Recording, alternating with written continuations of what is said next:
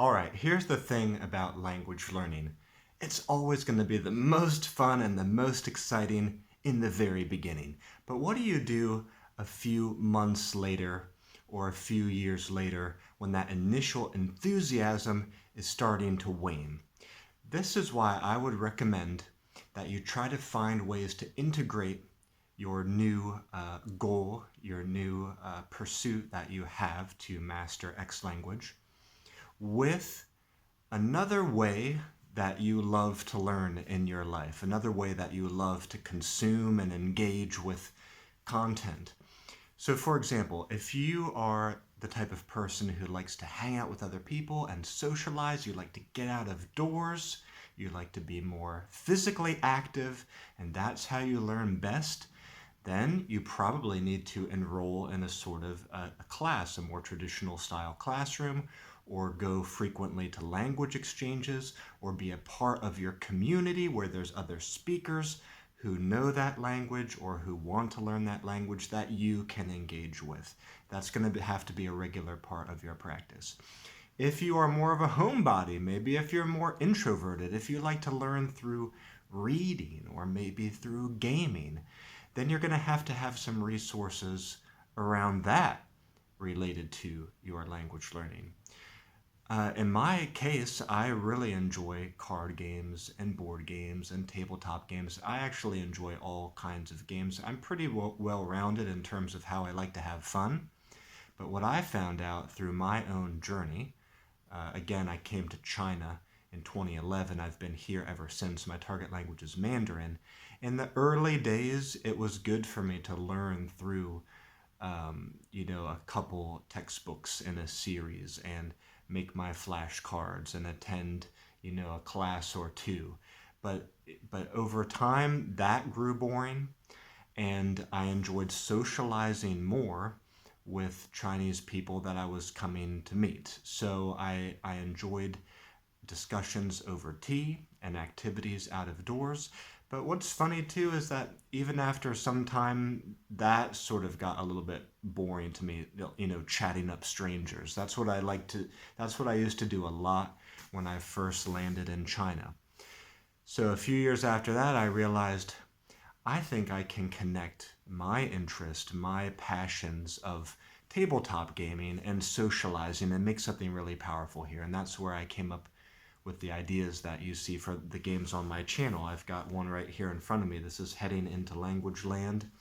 This is my latest and greatest language learning card game.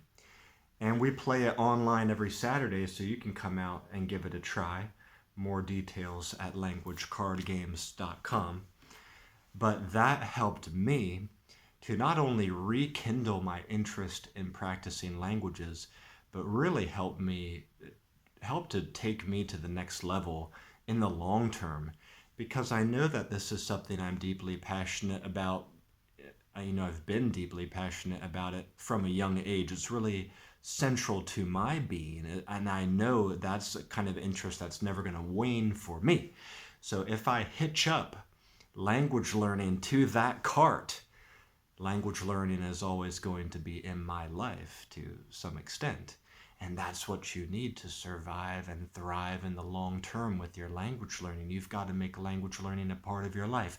I mean, to take another wild example I just thought of off the top of my head, maybe cooking. If you're super interested in cooking, and cooking is a regular part of your life, maybe you can learn dishes from that culture. Maybe you can learn the words and read the recipes in that target language of that culture. That can be tremendously enriching. Now look around your daily life. Think about the interests and the passions you regularly do. Think about how you can unite language learning with those things. And I want you to leave me a comment down below. Tell me which interest of yours you think can dovetail with language learning in order to move your progress forward and keep you fueled over time. Like I said, for me, it was gaming, because, especially around the table, because I like to be in the real physical presence of people. And I also like all the rich socialization that occurs when you're around the table with other people. Usually people set aside time for that. They've got an hour or two to be at the table with you. It's usually in the evening on Friday night or Saturday night. You usually have a mixed group, different family members, different friends or neighbors of different ages. So everybody brings a different approach to how to play the game or what they want to talk about. You usually got some snacks and drinks. People are relaxed.